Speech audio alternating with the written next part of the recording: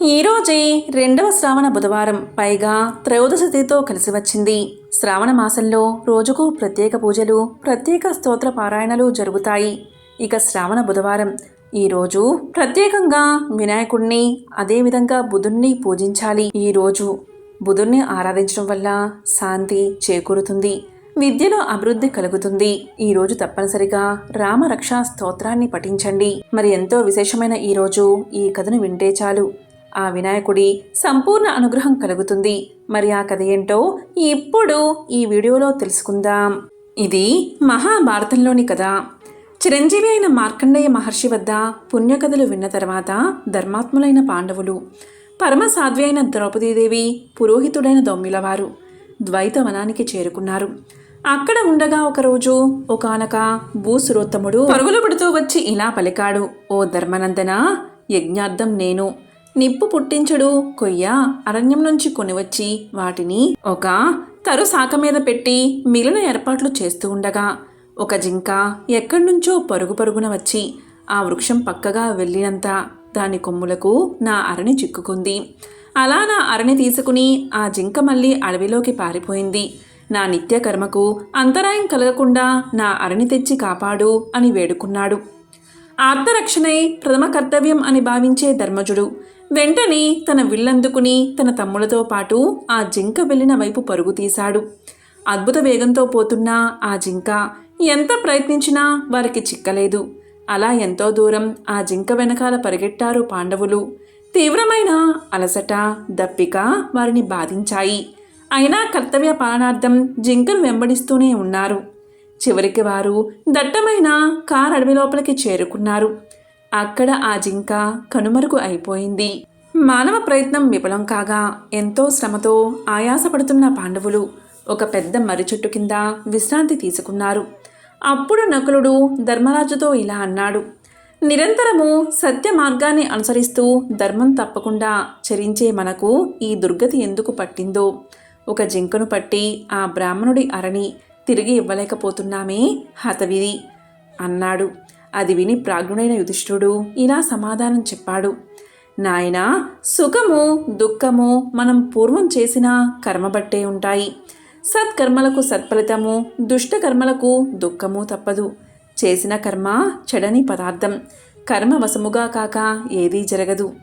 భీమసేనుడు ఆ సత్య వాక్కులు విని, అయితే పరసతి పరమ పతివ్రత, పైగా ఏకవస్త్రగా ఉన్న పాంచాలీదేవిని కురుసభకు జుట్టు పట్టుకుని ఈడ్చుకువచ్చిన అతి దుర్మాత్ముడైన దుశ్శాసనుని అక్కడే వధించకుండా ఊరక ఉన్నందుకే మనకి దుర్గతి పట్టి ఉండవచ్చు అని అన్నాడు. అది విని శ్రీ కృష్ణప్రియ సకుడైన అర్జునుడు ఇలా అన్నాడు: ధర్మాధర్మ విచక్షణ లేకుండా ఇష్టం వచ్చినట్టు కురువృద్ధుల ముందర నోటికి వచ్చినట్లు మాట్లాడిన ఆ కర్ణుని నోరు మూయించక ఓర్చుకున్నందుకే మనకి దుఃఖము అన్నాడు. అప్పుడు సహదేవుడు ఇలా పలికాడు: దుష్టశీరుడైన దుర్యోధనుడు అధర్మ జోదం ఆడి మనల్ని మోసగించినప్పుడే దుష్ట శిక్షణ చేయనందువల్లే మనకి దుర్గతి పట్టింది అన్నాడు. ఇలా అనేక విధాలా మాట్లాడుతున్న సోదరులను చూసి అజాతశత్రుడైన పాండవాగ్రజుడు నగుడుతో ఇలా అన్నాడు: నాయనా, నీ సోదరులందరూ తీవ్ర దాహంతో ప్రాణాలు కడబట్టుకున్నారు. ఈ వృక్షమెక్కి దగ్గరలో ఏదైనా జలధార ఉందేమో చూడు అన్నాడు. వెంటనే నకులుడు ఆ చెట్టెక్కి నలువైపులా చూశాడు. దగ్గరలోనే అతి మనోహరమైన తటాకం ఉంది అని చెప్పాడు. అప్పుడు ధర్మరాజు ఇలా అన్నాడు: నీవు వెళ్ళి నీరు తాగి దప్పిక తీర్చుకుని మాకు కూడా కొంత నీటిని తీసుకురా అన్నాడు. అప్పుడు నకులుడు వెళ్ళి తటాకంలో నీరు తాగబోతూ ఉండగా, ఓ మాద్రీనందన, ఈ జలాలు నా అధీనంలో ఉన్నాయి. నీవు వీటిని తాగాలి అనుకుంటే ముందు నా ప్రశ్నలకు సమాధానాలు చెప్పు. దాహంతో తపిస్తున్న నకులుడు ఆ మాటలు పట్టించుకోకుండా నీళ్లు తాగాడు. మరుక్షణం నిశ్చేష్టుడై పడిపోయాడు. ఆ తరువాత సహదేవ, అర్జున, భీములు ఒక్కొక్కరుగా వచ్చి సాహసించి ఆ తటాకం నుంచి నీరు తాగి మృదుల వలె ఆ తీరం వద్దే పడిపోయారు. ఎంతకీ తిరిగిరాని సోదరులు వెతుకుతూ చివరికి ధర్మానందుడు కూడా ఆ తటాకానికి చేరుకున్నాడు. యుధిష్ఠిరుడు తీరం వద్ద పడి ఉన్న తన ప్రియ సోదరుని చూసి ఆశ్చర్యపోయాడు. వారికేమైనదో అని దుఃఖించాడు.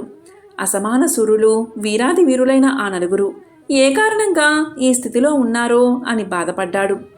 పుణ్యచరిత అయిన కుంతీదేవికి ఈ విషయం తెలిస్తే ఎంత దుఃఖిస్తుందో అని అనుకున్నాడు. భీష్మ విదురాది పెద్దలు అడిగితే ఏమి సమాధానం చెప్పాలి అని ఇలా పరిపర విధాలా ఆలోచించి దాహంతో ప్రాణాలు పోతున్న ఆ ధర్మజుడు తటాకంలోని జలాన్ని తాగాలి అనుకున్నాడు.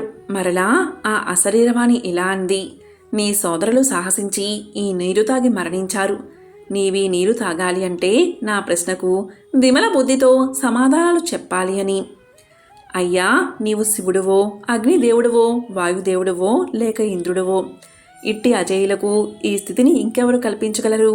నా యందు దయ ఉంచి మీ నిజరూపాన్ని చూపించి నా భయాన్ని తొలగించండి అని వేడుకున్న అతి ఘోరకృతిలో ఉన్న యక్షుడు యుధిష్ఠుడు ఎదుట నిలిచి నా ప్రశ్నలకు సమాధానాలు చెప్పు అన్నాడు. సహజ వినయ సౌశీలుడైన ధర్మనందనుడు అతనికి ప్రణమిల్లి ఇలా అన్నాడు, దేవా, మీ చిత్తం, కానీ నా బోటివానికి మీ ప్రశ్నలకు జవాబులివ్వడం సాధ్యమా? అయినా నాకు తెలిసిందేదో చెప్తాను అన్నాడు.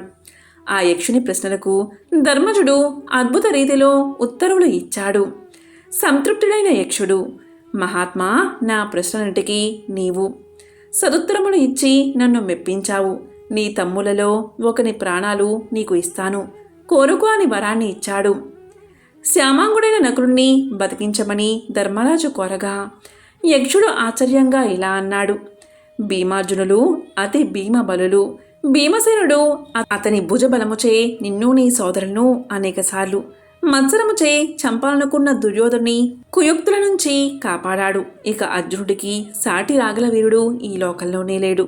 అతడే మరలా నీ రాజ్యాన్ని నీకు అప్పగించగలడు. వీరిలో ఒక్కరిని కోరుకోక నకుల్ని ఎందుకు కోరావు? సమవర్తి అయిన యుధిష్ఠుడు ఇలా మాట్లాడాడు. కుంతీదేవి కుమారులైన ముగ్గురిలో నేను మిగిలాను. అలాగే మాత అయిన మాద్రీదేవి ఇద్దరు పుత్రుల్లో ఒకరైనా బతకాలి కదా. అందుకే నకులుణ్ణి బతికించమని కోరాను. అలా కాక అన్యులు బతికించమని కోరి అధర్మం చెయ్యలేను అనగా ధర్మజుని ధర్మబుద్ధికి మెచ్చి ఆ యక్షుడు, నీ తమ్ములందరినీ బతికిస్తాను అని కరుణించాడు. వెంటనే ఆ నలుగురు లేచి కూర్చున్నారు. వారందరి దాహము తీరిపోయింది. ఆ యక్షుడి శక్తి చూసి ఆశ్చర్యపోయి, దేవా, నీవు సామాన్య యక్షుడివి కావు. ఇంద్రుడివో, వరుణుడవో, అగ్నివో, వాయుదేవుడవో, లేక ధర్మప్రభువైన నా తండ్రి యముడవో చెప్పు అని ప్రార్థించాడు ధర్ముడు. కరుణించి తన నిజస్వరూపం వారికి చూపి ఆనందం కలిగించాడు యమధర్మరాజు. ఓ రాజా, నేను యమధర్మరాజును.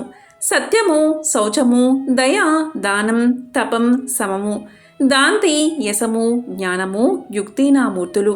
నీ ధర్మబుద్ధి పరీక్షించడానికే వచ్చాను. నీ ధర్మవర్తనకు మెచ్చుకున్నాను. ఏం వరం కావాలో కోరుకో అని కాలుడు అడిగాడు. అప్పుడు పాండవాగ్రుడైన ధర్మరాజు ఇలా అన్నాడు, అయ్యా, నా ఆశ్రమం వద్ద ఉండే విప్రోత్తముడి అరణి ఒక హరిణము ఎత్తుకుపోయింది. ఆ మహనీయుడి నిత్యకర్మకు లోపం రాకుండా అతనికి ఆ అరణి ఇప్పించు స్వామి అని కోరాడు. అంతటా ఆ ధర్మరాజు తానే మృగరూపమున వచ్చాను అని ధర్మరాజుకు చెప్పి అతనికి విప్రుడి అరణి ఇచ్చాడు. నాయనా, రానున్న అజ్ఞాతవాసంలో మీకు కావలసిన రూపాలు నా అనుగ్రహం వల్ల కలుగుతాయి. ఇందువల్ల అసత్య దోషం కలగకుండా మీరు అజ్ఞాత కాలమును పూర్తి చేయగలుగుతారు. నాయనా ధర్మరాజా, నీ కర్తవ్య దీక్షకు మెచ్చి ఇంకొక వరం ఇస్తాను, కోరుకో అని కాలుడు అన్నాడు.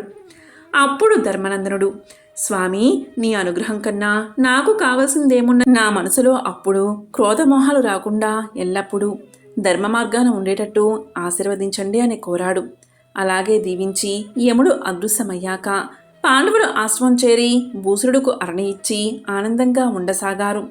ఎంతో విశేషమైన ఈ కథను విన్నవారికి సకల శుభాలు కలుగుతాయి. సూత మహర్షిని సౌనకాది మహామునులు ఇలా అడిగారు, స్వామి, తులసి పరమ పవిత్రమైనది, విష్ణువుకి ప్రీతికరమైనదే కదా. మరి ఒక్క వినాయక చవితి రోజు తప్ప మిగతా రోజులలో వినాయక పూజకి తులసి ఎందుకు పనికిరాదు అని అడిగారు. దానికి సూత మహర్షి చిన్న చిరునవ్వు నవ్వి ఇలా పలికారు, నాయనలారా, పరమాత్ముడి లీలలను గుర్తించడం ఎవరి తరము? ఆ పరబ్రహ్మ ఎప్పుడు ఏ నాటకం నడిపిస్తాడో దాని ఫలితమేమిటో ఆయనకు తప్ప అన్యులకు గ్రహించ సఖ్యం కాదు. నాకు తెలిసినంత వరకు లౌకిక ప్రపంచానికి సంబంధించినంత వరకు ఒక కారణముంది. ఆ కథను చెబుతాను, శ్రద్ధగా వినండి అంటూ సూతుడు ఇలా చెప్పడం మొదలుపెట్టాడు. ఒకసారి గోలోకంలో లక్ష్మి, సరస్వతి, రాధల మధ్య గొడవ వచ్చి ఒకరినొకరు శపించుకున్నారు. ఆ శాప కారణంగా లక్ష్మీదేవి భూలోకంలో వృషధ్వజుడు అనే రాజుకు కుమార్తెగా జన్మించింది. ఆమెకు తులసి అని నామకరణం చేశారు. తులసి పుట్టినప్పటి నుంచే విష్ణు భక్తురాలై విష్ణువే తనకు భర్తగా కావాలి అనే సంకల్పంతో అతని అనుగ్రహం పొందడానికి వనానికి వెళ్లి తపస్సు చేయడం ప్రారంభించింది. ఆమె తపస్సుకు మెచ్చిన బ్రహ్మ ప్రత్యక్షమై, తులసి, నీ తపస్సుకు మెచ్చాను. నీవు శ్రీమన్నారాయణ్ణి వివాహం చేసుకోవాలని కోరి తపస్సు చేశావు. కాని ఈ జన్మలో నీ కోరిక తీరదు. ఈ జన్మలో నీకు విష్ణు అంశ సంభూతుడే భర్తగా లభిస్తాడు. అతడే స్వయంగా నిన్ను వెతుక్కుంటూ వస్తాడు. అతన్ని వరించి నీ జన్మను సార్థకం చేసుకో. మరుసటి జన్మలో అంటే కలియుగాంతంలో నీవు వైకుంఠానికి చేరి శ్రీమన్నారాయణుడి వక్షస్థల స్థానాన్ని అలంకరించగలవు అని వరమిచ్చి అదృశ్యమయ్యాడు బ్రహ్మదేవుడు. దీంతో తులసి సంతృప్తి చెంది నారాయణ నామస్మరణం చేసుకుంటూ తనకి కాబోయే భర్త రాక కోసం ఎదురుచూస్తూ ఆ మనమందే కాలం గడపసాగింది. కాలం ఇలా గడిచిపోతూ ఉండగా కొంతకాలానికి ఆ వనంలోనే ఉంటున్న మునీశ్వరులు కొందరు వినాయక వ్రతాన్ని చెయ్యాలి అని సంకల్పించుకున్నారు. ఆ మునీశ్వరులు వ్రతానికి కావలసిన సంభారాలన్నీ సమకూర్చుకుని మట్టితో వినాయకుణ్ణి చేసి తీసుకురావడానికి సమీపాన ఉన్న నదీ తీరానికి బయలుదేరి వెళ్లారు. వారు తులసి నివసించే కుటీరం ముందు నుంచే విఘ్నేశ్వరుడి స్తోత్రాలు పారాయణం చేసుకుంటూ నదివైపు సాగిపోతూ ఉంటే ఆ స్తోత్ర పారాయణం తులసిని విశేషంగా ఆకర్షించింది. అయితే అప్పటికే మునులు ఆ వనంలోనే చెట్ల మధ్య కనుమరుగై పోవడం వల్ల ఆ వివరాలు తెలుసుకోవడానికి తులసి వారి రాక కోసం కుతూహలంగా ఎదురు చూడసాగింది.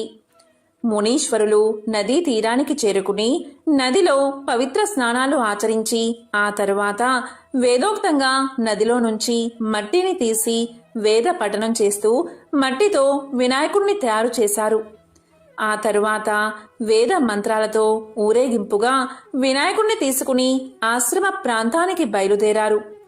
వారి రాక కోసం ఎదురు చూస్తున్న తులసి భక్తిభావంతో వారిని అనుసరించింది. మునులు ఆశ్రమ ప్రాంతంలో ప్రత్యేకంగా నిర్మించిన చలువ పందిరి కింద ఉచిత ఉన్నత ఆసనం మీద వినాయకుడి ప్రతిమను ఉంచి ధ్యాన ఆవాహనాది షోడశోపచార విధాన క్రమంతో వినాయక పూజ చేయడం ప్రారంభించారు. ఆ మునీశ్వరులు ఆ చుట్టుపక్కల నివసించే శ్రామిక జనులందరూ వినాయక వ్రతాన్ని చూడడానికి, పూజ తర్వాత తీర్థ ప్రసాదాలు స్వీకరించడానికి అక్కడికి వచ్చారు. అప్పుడు మునులు ఆ జనులందరికీ వినాయక తత్వాన్ని విశదం చేస్తూ ఒక ముని ఇలా అన్నాడు: నాయనలారా, వినాయకుడు సాక్షాత్తు ఆ పరబ్రహ్మ అవతారమే.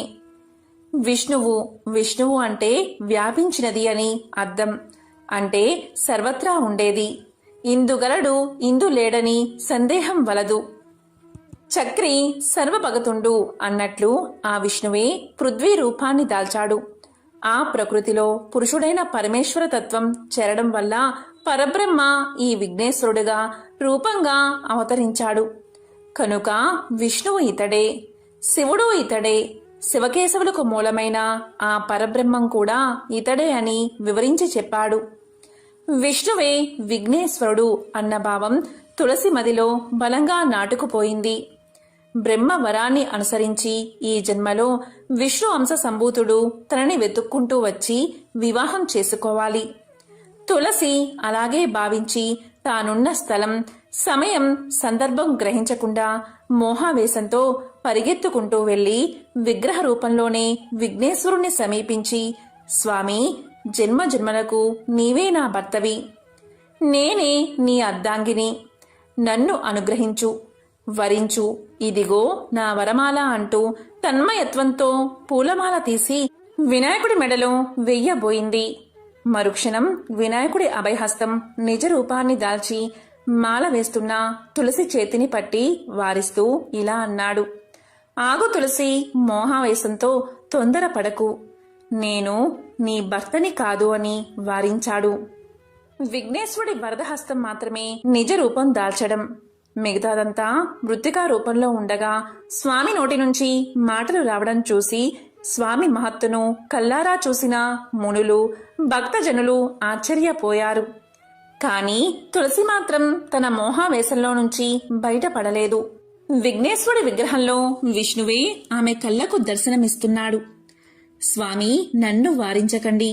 జన్మజన్మల పుణ్యఫలం చేత మీకు అర్ధాంగినయ్యే భాగ్యం నాకు దక్కింది. ఆ అదృష్టాన్ని నాకు దూరం చేయకండి. ఈ జన్మకే కాదు, 7 జన్మలకు మీరే నా పతి అంటూ తులసి మోహావేశంతో వినాయకుడి మెడలో మాల వేసింది. ఆమె చర్య స్వామికి తీవ్రమైన ఆగ్రహాన్ని తెప్పించింది. వెంటనే స్వామి మూర్ఖురాలా అని చీత్కారం చేస్తూ మృతికా విగ్రహంలోంచి నిజరూపంతో విఘ్నేశ్వరుడు సాక్షాత్కరించాడు. తులసి వైపు ఆగ్రహంగా చూస్తూ స్వామి ఇలా పలికాడు. నీ ఉన్నత మోహావేశంతో విష్ణువుకి విఘ్నేశ్వరుడికి తేడా తెలియకుండా రాక్షసంగా ప్రవర్తించావు. అసురుల ఆచార విధానంతో నన్ను వరింప చూశావు. నీ మూర్ఖత్వానికి ఫలితంగా నీవు ఒక అసురుడికి ఇల్లాలివి అవుతావు అని శపించాడు. విఘ్నేశ్వరుడి వాక్కులు విని తులసి అవాక్కయింది. అప్పుడు మునులు స్వామికి నమస్కారం చేసి ప్రార్థిస్తూ ఇలా పలికారు. స్వామి, ఈ తులసి లక్ష్మీ హంస, కారణ జన్మురాలు కూడా. ఈమె శ్రీమన్నారాయణుడి అర్ధాంగి. రాధ శాపవశాన ఇలా అవతరించింది. విష్ణువుకే అర్ధాంగి కావాలి అనే తపనతో విష్ణుతత్వం గల నిన్ను ఆ విష్ణుదేవుడిగా భావించి వరమాల వేసిందే కాని వేరే దురుద్దేశంతో కాదు. ఈమెను మన్నించు, శాప ఉపహరణం అనుగ్రహించు అని వేడుకున్నారు. ఆ మాటలు విని విఘ్నేశ్వరుడు శాంతించి రాధ శాపఫలంగా ఈ తులసి ఈ జన్మలో జలంధరుడు అనే అసురుడికి అర్ధాంగి అవుతుంది. తరువాత పరిణామాలు ఈమె శాపం చేత తులసి వృక్షరూపంగా అవతరిస్తుంది. తులసి మాలను విష్ణువు ప్రీతిగా నిత్యమూ ధరిస్తాడు. తులసి పత్రాలతో విష్ణువును పూజించిన వారు మోక్షాన్ని పొందుతారు. తులసి పూసల మాలలో జపానికి ఉపయోగపడుతుంది. తులసి పూజలు అందుకుంటూ విష్ణుదేవుని పూజలకు ప్రీతి పాత్రురాలై ఈ యుగాంతమున నిజ రూపాన్ని దాల్చి విష్ణు సన్నిధిని చేరుకుంటుంది అని అనుగ్రహించాడు విఘ్నేశ్వరుడు. దాంతో మునులు జనులు సంతోషించి విఘ్నేశ్వరుణ్ణి వేనోళ్ల కీర్తించారు. అప్పుడు తులసి చేతులు జోడించి ఇలా పలికింది. స్వామి, నీ పూజకి కూడా నాకు అర్హత ప్రసాదించు అని. అప్పుడు విఘ్నేశ్వరుడు తల పంకించి ఇలా పలికాడు. తులసి, నేడు నా జన్మదినం. దీనిని వినాయక చవితి అని లోకులు పిలుస్తారు. ఈ ఒక్క శుభదినం రోజు మాత్రం నా భక్తులు నాకు సమర్పించే పత్రి పూజలో తులసి పత్రాన్ని కూడా స్వీకరిస్తాను. వినాయక చవితి రోజు తప్ప మిగతా సమయ సందర్భాలలో నిత్య పూజలలో తులసి పత్రంతో నన్ను పూజిస్తే దోషం కలుగుతుంది. ప్రతి సంవత్సరం వినాయక వ్రత పూజకు మాత్రం తులసిదళం అర్హమైనది అనే వరమిచ్చి అనుగ్రహించాడు. ఈ కారణం చేతే ఆ రోజు నుంచి ఒక్క వినాయక చవితి రోజు తప్ప మిగతా రోజులలో వినాయకుడి పూజకు తులసి నిషేధించబడింది. అత్రి మహర్షి బ్రహ్మ మానస పుత్రుడు. అత్రి మహర్షికి అనసూయ యందు బ్రహ్మ శివ కేశవాంశలతో చంద్రుడు, దుర్వాసుడు, దత్తాత్రేయుడు అనే 3 కుమారులు జన్మించారు. చంద్రుడు బ్రహ్మాంశతో జన్మించాడు. చిన్నతనంలోనే చంద్రుడు దీక్షతో బ్రహ్మ గురించి తపస్సు చేశాడు. ఆ తపస్సుకు మెచ్చిన బ్రహ్మ చంద్రుణ్ణి లతలకు, వృక్షాలకు, ఔషధాలకు, నక్షత్రాలకు అధిపతిని చేశాడు. తరువాత చంద్రుడు రాజసూయ యాగం చేసి దక్షపుత్రికలను 27 మందిని వివాహం చేసుకున్నాడు. ఆ వయస్సులోనే చంద్రుడు దేవగురువైన బృహస్పతి దగ్గరకు శాస్త్ర జ్ఞానం కోసం విద్యాభ్యాసానికి వెళ్ళాడు. గురువును గురుపత్నిని సేవిస్తూ చదువు సాధిస్తున్నాడు. ఒకనాడు గురువైన బృహస్పతి ఇంద్రుడి రాజధాని అయిన అమరావతికి యజ్ఞం చేయడానికి వెళ్ళాడు. బృహస్పతి భార్య తారకు అందగాడైన చంద్రుడిపై మోహం కలిగింది. ఆమె కవ్వింపు చర్యలకు యువకుడైన చంద్రుడు ఆకర్షితుడు అయ్యాడు. గురుపత్ని అని కూడా మరచిపోయి తార విలాసాలకు లొంగిపోయి ఆమెను ప్రియురాలుగా చేసుకున్నాడు. బృహస్పతికి భయపడి ఆమెను లేవదీసుకుని దూరంగా పారిపోయాడు. ఎవ్వరు చెప్పినా చంద్రుడు తారను వదిలిపెట్టలేదు. ఈ కారణంగా చంద్రుడికి బృహస్పతికి మధ్య శత్రుత్వం మొదలైనది. రాక్షసుల గురువైన శుక్రాచార్యునకు దేవతల గురువైన బృహస్పతితో సహజంగానే విరోధముంది.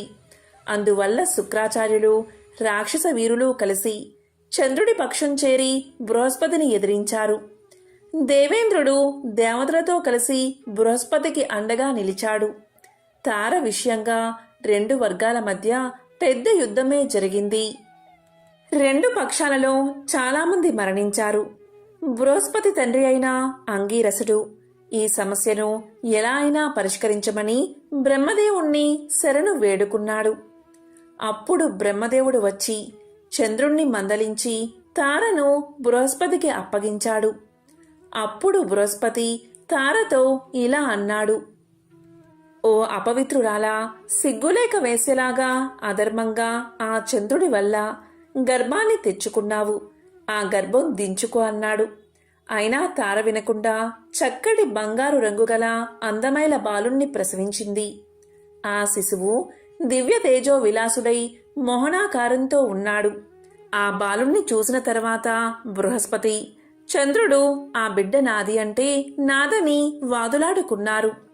తగువు తీర్చడానికి వచ్చిన దేవతలు, మునులు ఈ విషయం తల్లి మాత్రమే చెప్పగలదని నిర్ణయించారు.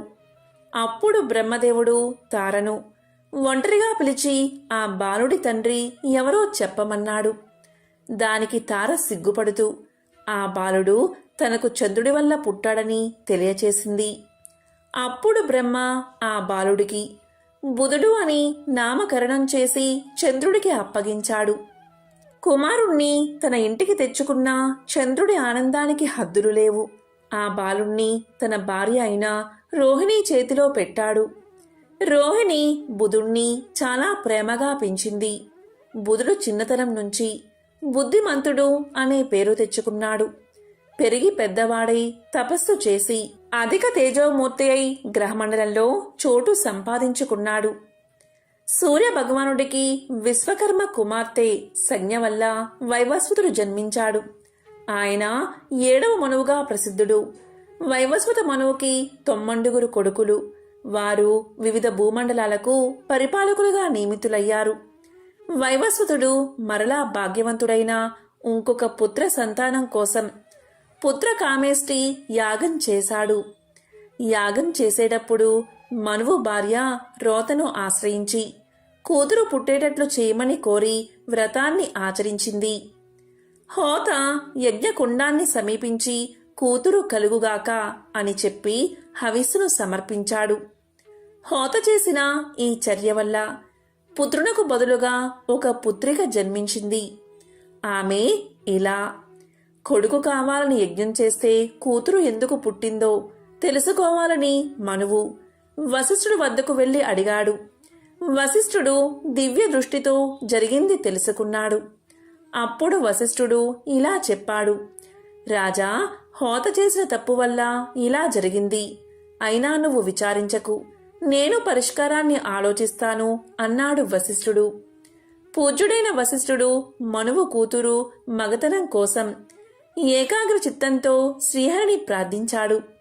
శ్రీహరి మెచ్చి ముని కోరిన వరాన్ని అనుగ్రహించాడు. ఆ కారణంగా ఇలా మగవాడిగా మారి సుద్యుమ్నుడు అనే పేరుతో పెరుగుతూ ఉంది. ఆ సుద్యుమ్నుడు రాజ్యాన్ని పరిపాలిస్తూ ఒకరోజు తన మంత్రులతో కలిసి కారడవికి వేటకు బయలుదేరాడు.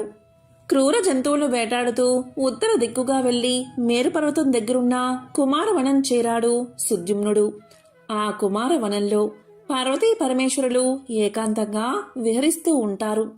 ఆ వనంలో కాలు పెట్టగానే రాజు వెంట వచ్చిన వారందరూ స్త్రీలుగా మారిపోయారు. ఎందుకు అంటే పూర్వం శివుణ్ణి దర్శించాలి అనే కోరికతో కొందరు మునులు ఆ అడవిలో తిరుగుతూ కుమారవనంలోకి ప్రవేశించారు. ఆ సమయంలో శివుని ఒడిలో ఉన్న పార్వతీదేవి మునులను చూసి సిగ్గుతో లేచి కూర్చుంది. దూరం నుంచి గమనించిన మునులు శివదర్శనానికి సరైన సమయం కాదని తలచి బదరికా వనానికి వెళ్లిపోయారు. తరువాత భగవంతుడైన పరమేశ్వరుడు తన ప్రియసఖి వేడుక కోసం ఈ కుమారవనంలోకి ఎవరు ప్రవేశించినా స్త్రీలుగా మారిపోవుగాక అని పలికాడు. ఆ కారణంగాని సుద్యుమ్నుడు తిరిగి స్త్రీగా మారిపోయాడు. ఈ విధంగా రాజకాంత అయిన సుద్యుమ్నుడు తాను స్త్రీ విలాసాలు కనపరుస్తూ తన చెలికత్తెలతో కలిసి దైవవశాత్తు చంద్రుడి కొడుకైన బుధుడి ఆశ్రమాన్ని చేరి అక్కడ విహరించసాగింది. రాజకుమార్తె చంద్రుడి కొడుకును చూసింది. బుధుడు కూడా ఆమెను చూశాడు. ఆమె తన అందంతో శృంగార చేష్టలతో బుధుణ్ణి ఆకర్షించి వలచి వలపించి పరిణయం చేసుకుంది. ఆ బుధ ఇలా దంపతులకు పురూరవుడు జన్మించాడు. పురూరవుడు అందచందాలలో మన్మధుడికి జయంతుడికి సాటైనవాడు. ధైర్యవంతుడు, దానశీలి, సప్తద్వీపాలను తన అధీనంలో ఉంచుకుని ఆదర్శప్రాయంగా పరిపాలిస్తున్నాడు. ఊర్వశి ఒక అప్సర కన్య, ఇంద్రసభలో నర్తకి. ఒకసారి నారదుని ద్వారా పురూరవుని సౌందర్యం గురించి ఊర్వశి విన్నది. కొన్నాళ్ల తర్వాత ఊర్వశి శాపవశాత్తు భూలోకానికి రావాల్సి వచ్చింది. పురూరవుడు ఉద్యానవనంలో విహరిస్తూ ఒకచోట సేద తీర్చుకుంటున్నాడు. ఆ సమయంలో ఊర్వశి చెలికత్తెలతో అక్కడికి వచ్చి పురూరవుణ్ణి చూసింది. అతని అందానికి ముగ్ధురాలై తన్ని తాను మైమరిచి అలా చూస్తూ ఉండిపోయింది. అప్పుడు ఆమెను చూసిన పురూరవుడు ఆశ్చర్యంతో, సుందరి, ఎవరు నీవు? దేవకన్యలాగా ఉన్నావు. ఇక్కడికి ఎలా వచ్చావు అని అడిగాడు. దానికి ఆమె, రాజా, నా పేరు ఊర్వశి. నేను ఒక దేవకాంతను. ఒక అనివార్య కారణం వల్ల కొన్నాళ్ళు ఈ భూలోకంలో ఉండాల్సి ఉంది. నారదుని ద్వారా నీ అంద చందాలు పరాక్రమం గురించి విన్నాను అని సమాధానం చెప్పింది. పురూరవుడు కూడా అప్సరకాంత అందానికి, ఆమె వయ్యారపు సొగసుకు దాసుడు అయిపోయాడు. తన మందిరంలో ఉండి తన్ని అనుగ్రహించమని వేడుకున్నాడు. ఊర్వశి తనకు పురూరవునిపై ఉన్న కోరిక నెరవేరబోతున్నందుకు ఎంతో ఆనందించింది. అప్పుడు ఆమె ఇలా పలికింది, రాజా, నీపై నాకు మోహం ఏర్పడింది. నీతో జీవించడం కూడా నాకు ఇష్టమే. కానీ నేను 2 గొర్రె పిల్లలను నా బిడ్డల్లాగా పెంచుకుంటున్నాను. నీవు వీటిని పోషించాలి. వాటికి ఎటువంటి ఆపద రాకుండా రక్షించాలి. నువ్వు దిశ మొలతో నాకు ఎప్పుడూ కనబడకూడదు. నా ఆహారం నెయ్యి, దానికి ఎప్పుడూ కొరత రాకూడదు. వీటిలో ఏది జరగకపోయినా అదే క్షణం నిన్ను విడిచి వెళ్ళిపోతాను అంది ఊర్వశి. రాజు ఆ నియమాలకు అంగీకరించి ఆమెను తన రాజభవనానికి తీసుకెళ్లాడు. ఊర్వశి పురూరవులిద్దరూ ఒక్కటై విహరిస్తూ ఆనందంగా జీవితాన్ని గడుపుతున్నారు. కొన్నాళ్ల తర్వాత ఇంద్రసభలో ఊర్వశి లేకపోవడం గ్రహించిన ఇంద్రుడు ఆమె ఎక్కడుందో వెతికి పట్టుకురమ్మని కొందరు గంధర్వులను నియమించాడు.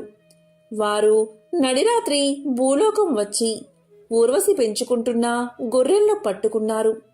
అవి భయంతో గట్టిగా అరవడం మొదలుపెట్టాయి. ఆ అరుపులకు నిద్రలేచిన ఊర్వశి తన గొర్రెను రక్షించడం కోసం పురూరవుణ్ణి నిద్ర లేపడానికి ప్రయత్నించింది. కాని అలసి ఒళ్ళు మరచి మత్తు నిద్రలో ఉన్న పురూరవుడు వెంటనే లేవలేదు. దాంతో ఊర్వశి ఇలా పలికింది, రాజా, నేను ఎంతో ప్రేమగా పెంచుకుంటున్నా నా గొర్రె పిల్లలను దొంగలు ఎత్తుకుపోతుంటే లేవకుండా ముద్దు నిద్రపోతున్నావు. కళ్ళు మూసుకుని నిద్రపోతో నా కౌగిలి వదలడం లేదు. నీతో స్నేహం చేసి నేను అనాథను అయ్యాను అంటూ నోటికి వచ్చినట్లు తిట్టసాగింది. ఊర్వశి పౌరుషమైన మాటలకు హఠాత్తుగా లేచిన పురూరవుడు తన బట్టలు ఊడిన సంగతి కూడా గ్రహించక కత్తిపట్టి గంధర్వులను ఓడించి గొర్రెలను తీసుకువచ్చాడు. అప్పుడు ఊర్వశి దిశమలతో ఉన్న పురూరవుణ్ణి చూసి ఇలా పలికింది, రాజా, నువ్వు నా నిబంధనలు పాటించకుండా దిశమొలతో కనబడ్డావు. తక్షణం నిన్ను వదిలి వెళ్తున్నాను అని చెప్పి స్వర్గానికి తిరిగి వెళ్ళిపోయింది. ఊర్వశి కనిపించకపోవడంతో పురూరవుడు రాజ్యపాలన వదిలిపెట్టి పిచ్చివాడిలాగా తిరగడం మొదలుపెట్టాడు. తిరుగుతూ చివరకు కురుక్షేత్రాన్ని చేరుకున్నాడు. అక్కడ చెలికత్తెలతో కలిసి సరస్వతీ నదీ తీరంలో చెలికత్తెలతో కలిసి ఉన్న ఊర్వశిని చూశాడు. వెంటనే ఆమెను గట్టిగా కౌగలించుకుని, నన్ను మరచి ఎక్కడికి వెళ్ళిపోయావు అంటూ విలపించసాగాడు. అతని దుస్థితి చూసి జాలిపడిన ఊర్వశి ఆ రాత్రి పురూరవుడితో గడిపింది. మరునాడు ఉదయం నిద్ర లేచాక రాజుతో ఇలా పలికింది: నీ అనురాగ ఫలితంగా నేను గర్భవతిని అయ్యాను. నువ్వు మహారాజువి, రాజ్యపాలన నీ ధర్మం. సంవత్సరం తర్వాత నేను వచ్చి నీ బిడ్డను నీకు తెచ్చి ఇస్తాను. గంధర్వులను ప్రార్థించు, వారు నిన్ను కరుణిస్తారు అని నచ్చ చెప్పి వెళ్ళిపోయింది ఊర్వశి. దీంతో రాజు సంతృప్తిగా రాజధానికి వెళ్ళిపోయాడు. పురూరవుడు గంధర్వులను మనస్ఫూర్తిగా ప్రార్థించాడు. ఇక సంవత్సరం కాగానే ఊర్వశికి ఒక పుత్రుడు జన్మించాడు. గంధర్వులు పురూరవుని వద్దకు వచ్చి తనను ఊర్వశిని విడదీసినందుకు క్షమించమని కోరారు. ప్రతిఫలంగా వారు ఒక అగ్ని కుండకును ఇచ్చి యజ్ఞం చెయ్యమన్నారు. యజ్ఞఫలంగా ఊర్వశితో పాటు తన కుమారుడు లభిస్తారని దీవించారు. పురూరవుడు ఆ విధంగానే చేశాడు. వేదోక్తంగా యజ్ఞం నిర్వర్తించాడు. దాని ఫలితంగా ఊర్వశిని తన కుమారుణ్ణి పొందాడు. ఊర్వశితో అన్ని లోకాల్లో విహరిస్తూ ప్రజారంజకంగా రాజ్యపాలన సాగించాడు. ఊర్వశి ద్వారా ఇంకొక 5 కుమారులను పొందాడు. పురూరవుని కుమారులు ఆయువు, ధీమంతుడు, అమానసుడు, విశ్వావసుడు, శతాయువు, చిరాయు ద్వారా చంద్రవంశం వృద్ధి చెందింది. ఇదే బుధుడి పుట్టుక. అలాగే బుధుడి వంశానికి అంటే చంద్రవంశానికి సంబంధించిన విశేషమైన కథ. ఓం నమో నారాయణాయ. ఓం నమః శివాయ.